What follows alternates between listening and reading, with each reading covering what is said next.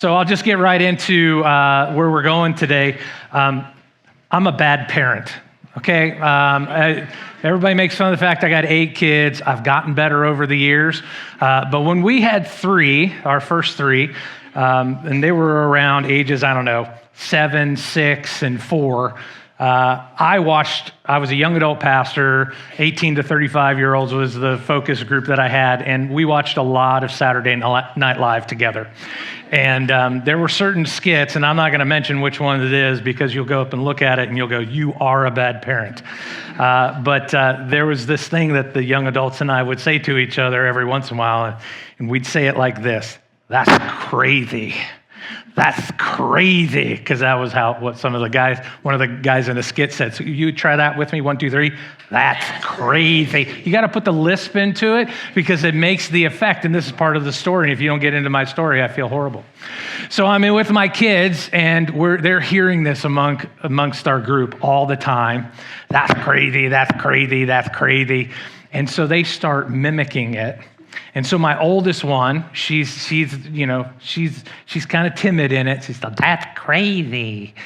And then the second one, he is nuts about it. He's like, "That's crazy." I mean, he gets his whole body shaking into it.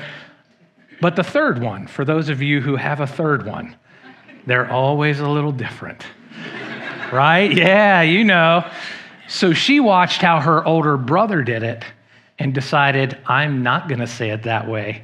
And she'd go, "That's crazy."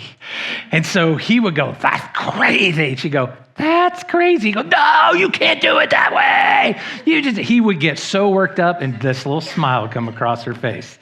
She's sitting right over here. She's shaking her head. That's exactly the way she is. So I hope we've been doing this summer series on stories from the Old Testament that help you grow your faith. And I hope you have found that there's a treasure of these stories.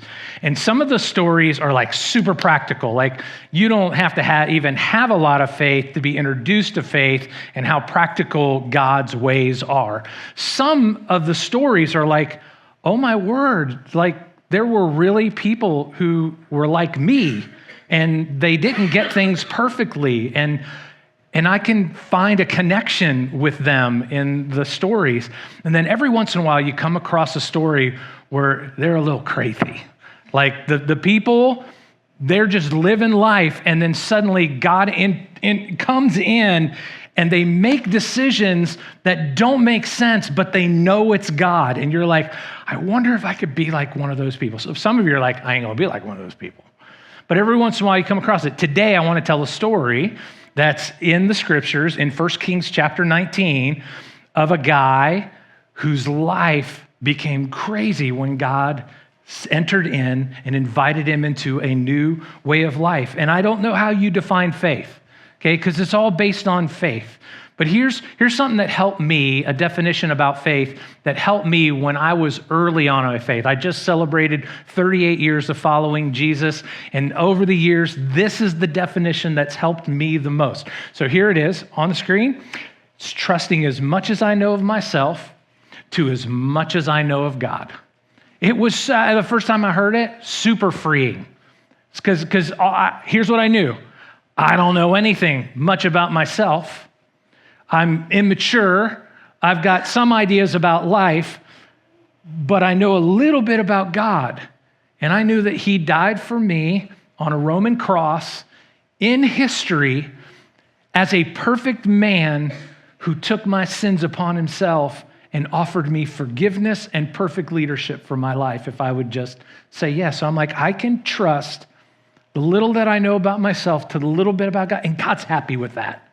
I can trust him just with whatever little bit. And over the years, I keep getting traction. Like he keeps showing me a little bit more about myself and a little bit more about himself. And then I learned to trust him. And as I trust him, he shows me a little bit more, and a little bit more, and a little bit more. And now I have a faith that's just been growing, and I wouldn't want anything different. And so as a pastor, my drive, when I either get here or we interact in the community, or we're in a community group, or we'll do some equipping groups here in the near future, is I want you to go right from where you are, as much as you know of yourself, and begin to trust as much as you know of God. And then over the years, as we're walking this thing together, you'll look back on your life and you'll see how much you've grown. And then you'll go, that's crazy. Because you never know what's going to happen when the ordinary interacts with the extraordinary. And that's what we're going to talk about today. Now, there is the guy in 1 Kings chapter 19. His name is Elisha. Say Elisha.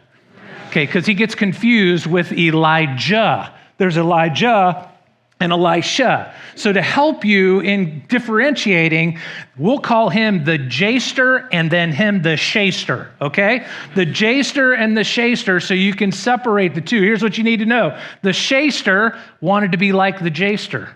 He wanted to be so much like him, and that's because Elijah was like Tyrese Halliburton.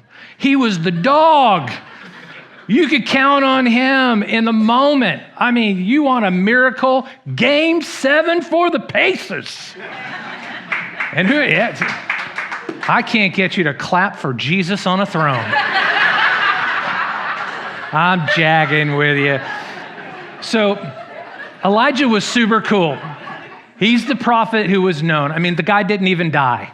His ending of life was he was caught up to God in a chariots of fire, and just an amazing moment.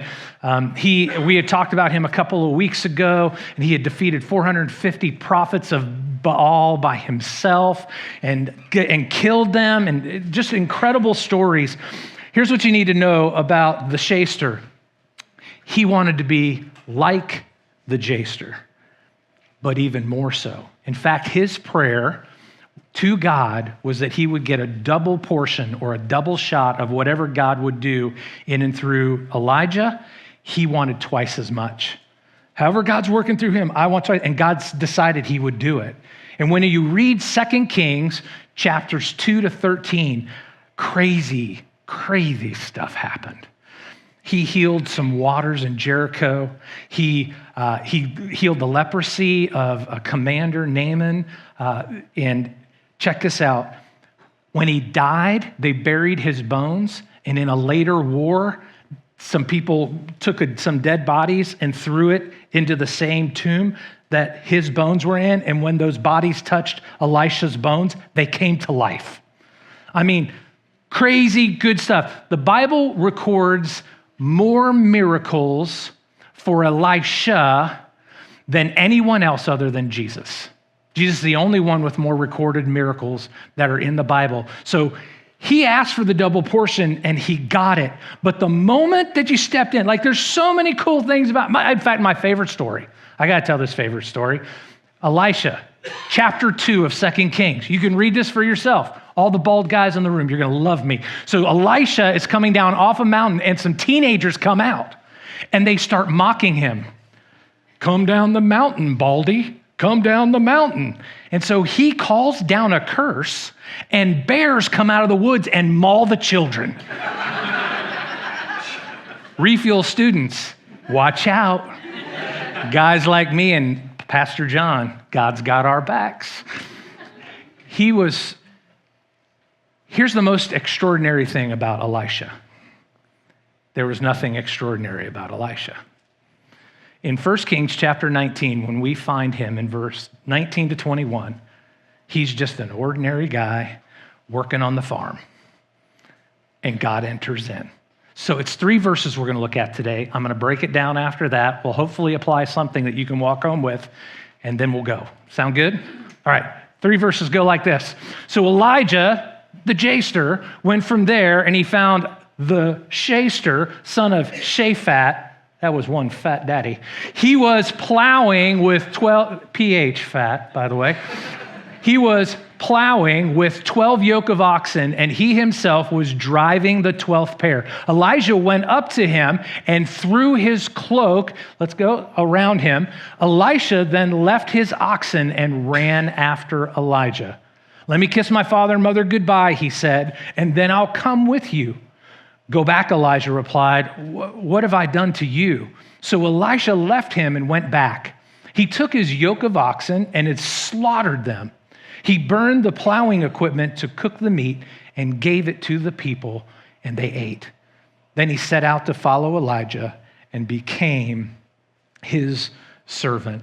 I just love this story. He didn't come from a priest family. He wasn't known as someone who was like some super Christian or a spiritual leader in his community. He was just an ordinary guy running a plow. Now, I know some of you farmers in the area, you got the GPS stuff going right now and your big John Deeres and, it takes care of stuff for you. But back in those days, Elisha's life was like so boring, so monotonous. He sat behind oxen every day, all day, plowing fields, pulling up rocks, getting rid of them. And so if you can imagine the monotony of being, that some of you are like, I don't understand what this guy went through. This is what he saw every day, all day long.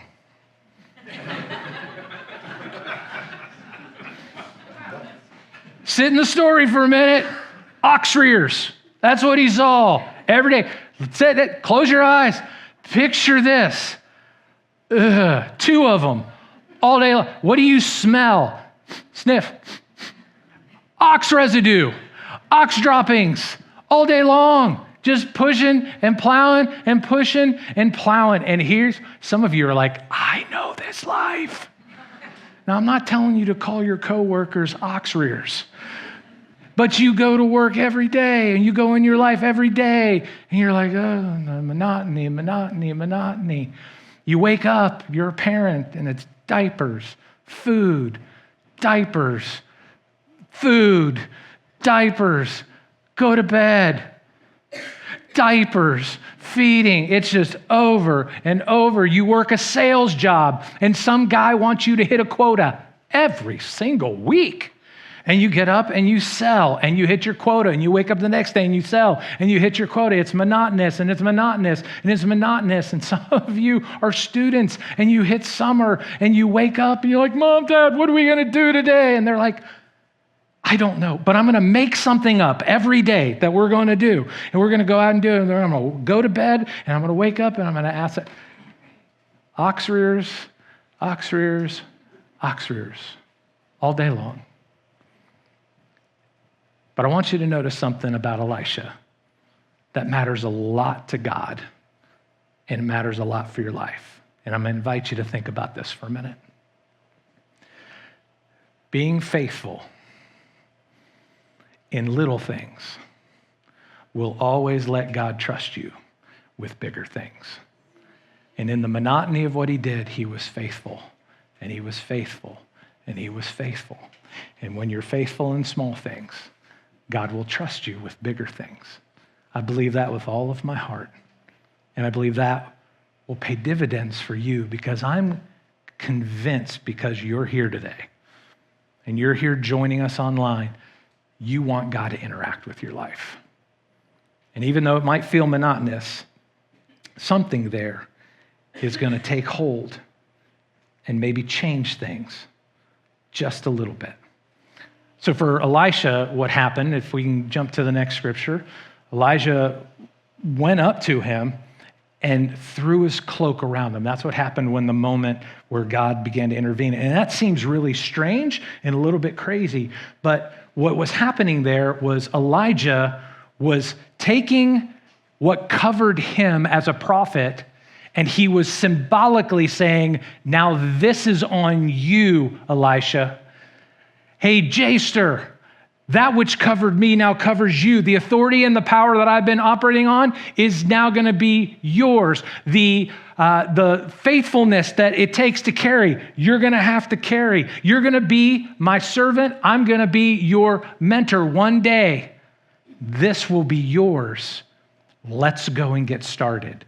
And Elisha knew exactly what was happening. You and I may not, but Elisha did. And for a second here, I imagine if I imagine I'm you and you're me, I'd be like, how did Elisha know these things?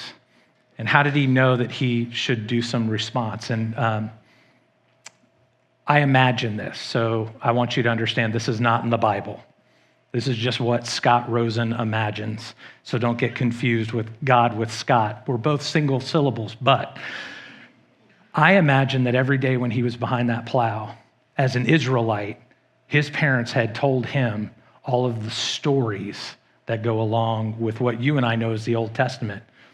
The day when Abram was worshiping multiple gods and the one true God comes and says, I want you to leave your family and everything and just go to where I tell you to go, to a land that you've never been to.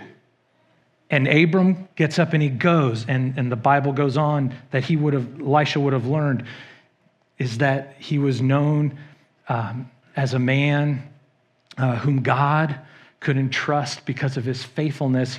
He imparted righteousness to him.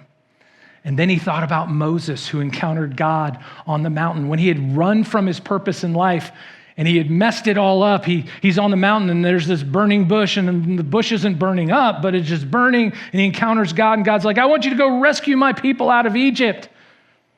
And after making a few excuses, he finally goes. And I think Elisha would have taken tales like that and stories of his people and go, boy, if God ever did that for me, I'd be ready to roll, just like they did. At least I hope. And so I want to ask, because I wonder if Elijah had come up to me, how would I have responded? How would you have responded? What would you have thought if your life was offered a change that would not only change you, but it would change like a nation and a whole lot of other people? I mean, I know what would have gone through my head a little bit because I've sat and thought, but I want to invite you into the story and to sit and go, what about if it was me? And you can be weird about it. I mean, I literally thought, what if Elijah put his cloak on me and he stinks? Like he's got a smelly cloak and now I have to wear it. Does Elijah wear deodorant? Did they have deodorant? You can think those things and work through it. How would I have responded? And he did respond. And there's two observations in the rest of the story I want to make, and we're going to apply it, and you can take from it whatever you want. First observation is this: you don't have to understand fully to obey immediately. Elisha, he just got up off of his oxen and he ran to Elijah and he said, let me just go kiss my mom and dad. Let me go get my stuff, my affairs in order, and then I'm going to come and be your servant. He didn't understand everything fully, but he knew he could obey immediately. And I think that's a principle that you and I can take and move with it. And so it says he left his oxen. Let's just read it real quick. Left his oxen and he ran after Elijah. Let me kiss my father and mother goodbye, he said, and then I'll come with you. I want you to notice what he did not do. He didn't pray about it. He didn't sit down and make a list of pros and cons. He didn't call his counselor or his three closest friends who have wisdom. God had entered in the situation, and he knew that he knew. And he said, I don't fully understand, but I'm going to immediately respond. And I'm not suggesting everybody does that every time, because we want to use some wisdom. But in that moment, he knew that he knew, and he could move because he didn't have to understand fully to obey immediately. When one of our family has a discipleship plan for our children, I suggest that if you have children, you do this as well. One of those aspects is we take our kids on a mission trip somewhere in the world so they see that there is another world other than what we live in, and there's different cultures. Well, this was 2010. My oldest son was 13 years old. My wife corrected me from the last service of how old he was, because that's what good wives do. And we went to Poland to do some mission work where we worked in a town called Łódź, spelled L-U-T-Z, pronounced Łódź. And we just did work in buildings of individuals and a domestic violence shelter for women and a place for the developmentally disabled and some other just did work to fix things up for people whose lives were struggling. You could use a hand up. And so we're doing that throughout the week. We got to visit Auschwitz, Birkenau, which I'll tell you that stories another time. But we're working through the week, and my son, they separate us. I'm working in an apartment. He's working with the developmentally disabled in a building with another group. And I'm trying to connect, but a 13-year-old, they're so incredible at communication. And so at the end of the week, it culminates into this festival in downtown Łódź, and we're all just kind of participating. There's music going, and this group gets up to they're not even a Christian group, but they're doing some worship songs. And the group of the developmentally disabled of all ages stand up, and they grab hands, and they just start swaying. I could not tell you the song. And I'm like, oh, isn't that cute? But then my 13-year-old son stands up, and he steps in, and he grabs two hands, and he joins in, and God broke into my life. It wasn't just the weeping. It was God says he wants to work here. And then back at home, the church where I was serving, we had a nice large group of those who were intellectually disabled or developmentally disabled who were part of our church. And as a pastor, I ran from them often because I just didn't understand. And I was afraid to let anybody know. And so as God broke my heart, I became someone who fell in love, getting to know my new friends. And one day, our children's pastor comes up to me, and he had been interacting with that community of people for some time. He said, I think God's calling me to be the pastor to the developmentally disabled in our city. And I thought to myself, that's great. Where are you going to work? And he said, I think I'm supposed to do that here. And I'm like, does anybody else do this? And he said, I don't think so. But we said, if this is what God is saying, and I knew he was working already, our church had already built a 3-story playland with a room attached to it for kids who had autism so that parents could drop their kids off with some people who were trained and in a safe environment so that they could come. We decided, okay, we're going to make him the pastor, and we're going to give him the vision. We're going to let him run with it. And before we knew it, we had a baseball field for the Special Olympics, and he had started a day program for adults with developmental disabilities that when I left that church, there was like 150 adults involved every day on that campus interacting with Jesus, and really they were showing me what Jesus looked like. And I fell in love, and I was changed all from a moment that I never expected with a 13-year-old son in a part of the world I had never been. And I felt like Elisha. I don't have to understand everything to obey immediately. And here's what I'm convinced of, folks. When God calls and he steps in, he's not going to give you the details you want. He's not that way. Some of you are like, I want the details. And he's like Jack Nicholson in A Few Good Men. You can't handle the details.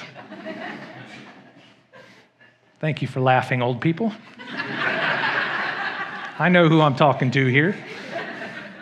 But I think most of the time we can sum up what God says to us in one word that has no details or very few.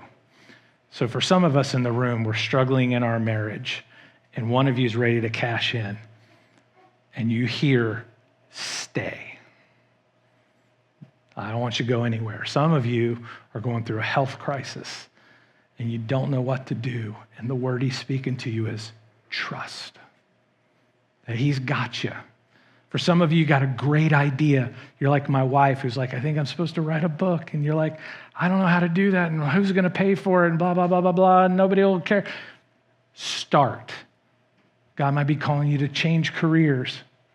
For some of us here, we've been hanging out in these seats for a really long time. And we've been considering faith. And inside, we're like, I know I'm supposed to take a step. I'm supposed to trust Jesus with the little I know, but I'm afraid to, or I'm not sure if he'll forgive me of what I've done or what's been done to me, or we come up with all of these things, and he's saying, engage. Some of us have been sitting here as well, and that word engage means it's time to stop consuming and it's time to start serving. Because his story in you isn't just for you, it's for other people. Man, I think about so many stories of how God, through one word or one thought, like you're thinking about your family and adoption or foster or casa comes up and you're like, oh, I don't know if I can do that. But God's saying, as much as you know of yourself, trust that to me. I'm not going to give you the details, but I'm going to show you myself in the process. So observation number one, you don't have to understand everything to obey immediately. The second one is that God uses the most those that hold on to the least. Can you say that with me to wake you up? Those that God uses the most are the ones that hold on to the least. Do you notice what Elisha did? Let's jump into the story, back into the story, because I'm already late and I don't care. Let's go to the next. He said, well, Elijah left him and he went back. He took his yoke of oxen and he slaughtered them. Here's his response. He goes back and he took his yoke of oxen and he slaughtered them. And then he burned the plowing equipment to cook the meat and gave it to the people. And they ate. Can you imagine? He burned down plan B. Like he did. As a dad, Hey kid, hold on to the yoke. Like I get the oxen sacrifice because that's what they did back then. They would sacrifice cows as an offering to God, but hold on to the plow, kid. The yoke, you might need it. Don't go into ministry. It's hard. Just hold on. But he's like, no, I'm burning plan B. There's only one way for me to go. And that's a commitment, folks. That's crazy.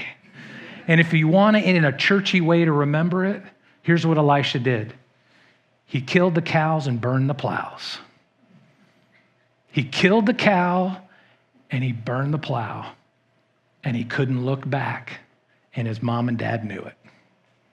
That might not be the way that I would want my kids to talk to me. But man, I wish I could respond to God in that kind of way. I think about Peter in the New Testament, who was a fisher of men. And when Jesus walked into his life, he was on a boat. He had caught nothing. Jesus tells him to go back out, throw his net on the other side. It fills up with fish. They dump it into the boat. It starts to sink. Peter's neck deep, knee deep, waist deep, whatever he was. He dropped to his knees, and there's fish all around him looking at Jesus. And says, Lord, get away from me. I'm sinful. And Jesus is like, no, just come follow me. I'm going to make you a fisher of men. He went and told mom and dad, here's your boat back. Here's your fishing business. I'm following Jesus. Like, hey, I want to have that kind of faith. It's a little bit crazy, but it's a lot bit good. I think about people in this congregation. Most of you know Pastor John and his family. He was very successful in the corporate world. Like, not a little successful, really successful. And when God came knocking to become a pastor, his whole family said yes. And you're benefiting from his leadership right now. And aren't you grateful? I'm grateful to have him as a friend. When Man and I were in Kansas and we were starting a prayer ministry, a room where people came to pray. Imagine that. You're like, I wouldn't do it. But I get it. Prayer's weird. A couple that we had known 30 years before who were in Cleveland, Ohio, came through, sat in our prayer room, and 6 months later sold everything they had and moved to Kansas to pray. Sometimes you got to kill the cow and burn the plow and take a step of faith and watch how God interacts with you and me. So let me wrap up and invite you into a couple of questions if you happen to be sitting in a seat that I described. Maybe you've got those thoughts that I'm not good enough for God. I'm not sure if I can put my faith in Jesus. I'm not sure if there is a God. If you're feeling that burning thing inside of you, like you know that you know, why don't you take a step of faith? As much as you know of yourself, to as much as you know of Jesus and what he's done for you. And maybe, just maybe, his leadership in your life with the forgiveness that he offers might change your life forever. Maybe some of you are in this room and you're like, I know that one word that God's been speaking into my life. I've been resisting today. Trust as much as you know of yourself to as much as you know of God. And by the way, burn the plow, kill the cow. Take a step forward. And then some of you, you've had that moment in front of you and you said no. You know that you said no before and you're wondering, does God still want me?